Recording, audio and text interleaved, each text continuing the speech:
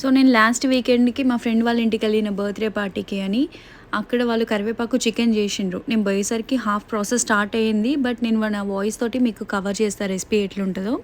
ఇట్లా ఒక 2 kgs chicken తీసుకున్నారు. మంచిగా వాష్ చేసి పక్కన పెట్టుకోవాలి ఫస్ట్. అండ్ పెద్ద ప్యాన్లో ఆయిల్ పోసుకొని బిర్యానీ మసాలాలు యాడ్ చేసి ఇట్లా ఆనియన్స్ ఒక 3 ఆనియన్స్ పొడుగ్గా కట్ చేసుకోవాలి. ఆనియన్స్ లైట్గా వేగిన తర్వాత కరివేపాకు, chilli powder, chillies and ginger garlic paste వేసుకోవాలి. అది లైట్గా ఫ్రై చేయండి. వెంటనే చికెన్ కూడా అందులో యాడ్ చేయండి. ఈ రెసిపీకి మొత్తం మనం లో టు మీడియం ఫ్లేమ్లో పెట్టుకొని చేయాలన్నట్టు. మనం ఎంత మంచిగా కలిపి ఇట్లా కలుపుతూ ఉంటేనే మనకు చికెన్లో ఉన్న వాటర్ కూడా బయటికి వస్తాయి. సో ఫస్ట్ మీడియం ఫ్లేమ్లో పెట్టి ఇట్లా వాటర్ అన్నీ బయటికి వచ్చే వరకు 7 minutes to 8 minutes ఇట్లా కలిపారన్నట్టు. మీట్ కర్రీస్ ఎప్పుడైనా కొంచెం మీడియం ఫ్లేమ్లో పెట్టి చేస్తేనే మనకు టేస్ట్ అనేది లోపల ముక్క కూడా మంచిగా ఉడుకుతుంది. కొందరు హై ఫ్లేమ్లో పెట్టి ఫటాఫట్ చేసేద్దాం అనుకుంటారు. సో అట్లా కాకుండా మీడియం ఫ్లేమ్లో పెట్టండి. అండ్ ఒక 5 to 6 చిల్లీస్ మేము యాడ్ చేసుకున్నాము. మళ్ళీ ఒకసారి చిన్నగా కలిపామన్నట్టు. నెక్స్ట్ 10 minutes మూత పెట్టేసి అట్లా వదిలేసినాం. తర్వాత కారం, ఉప్పు, గరం మసాలా ఇవన్నీ యాడ్ చేసి చికెన్ ఒక 80% కుక్ అవ్వాలన్నట్టు. సో కరివేపాకు మసాలా పట్టిండ్రు. అది ఎట్లా పట్టిండ్రో భయ్య మీకు ఎక్స్ప్లెయిన్ చేస్తాడు నెక్స్ట్ క్లిప్లో చూడండి. నెక్స్ట్ ఇప్పుడు ఫస్ట్ రుబ్బుకున్న మసాలా విత్ కరేపాకు everything, garam masala and like including with dhania everything. Okay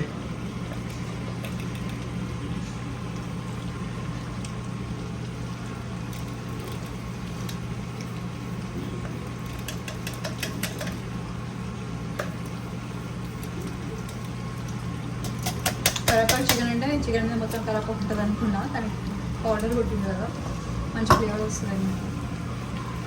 ఇప్పుడు అసలైన ఫ్లేవర్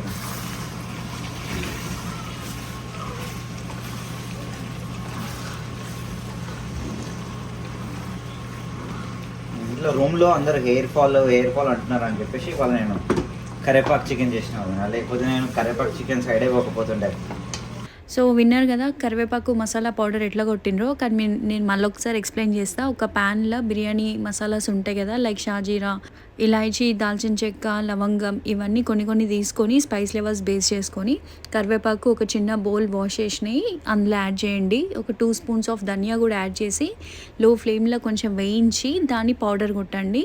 ఆ పౌడర్నే మనం 80% చికెన్ కుక్ అయినాక యాడ్ చేసినాం. అండ్ ఫైనల్ టచ్ ఏంటంటే కరివేపాకు మళ్ళీ ఒకసారి స్ప్రింకిల్ చేయండి. ఇట్లా ఆ టేస్టే డిఫరెంట్ ఉంటుంది.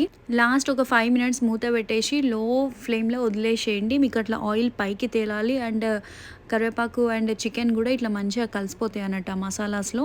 సో ఫైనల్గా లైట్గా కలిపేసి పక్కన పెట్టేయండి. వేడి అన్నంలో కరివేపాకు చికెన్ వేసుకొని తిన్నా బాగుంటుంది. సైడ్కి మంచింగి పెట్టుకున్నా బాగుంటుంది. సాంబార్ రైస్కి పెట్టుకున్నా బాగుంటుంది అబ్బా.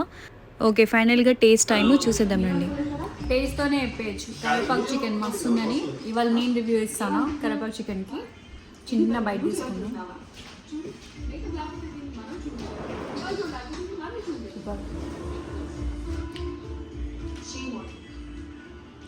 కరివేపాకు ఫ్లేవరే వస్తుంది. చిల్లీ ఫ్లేవర్ కానీ మసాలా ఫ్లేవర్ కానీ ఏం లేదు. మీకు ఈ రెసిపీ నచ్చింది అనుకుంటున్నా. నచ్చితే please like, share and subscribe to my channel DDoS అంటే తెలుసు కదా, డైలీ డోస్ ఆఫ్ శృతి.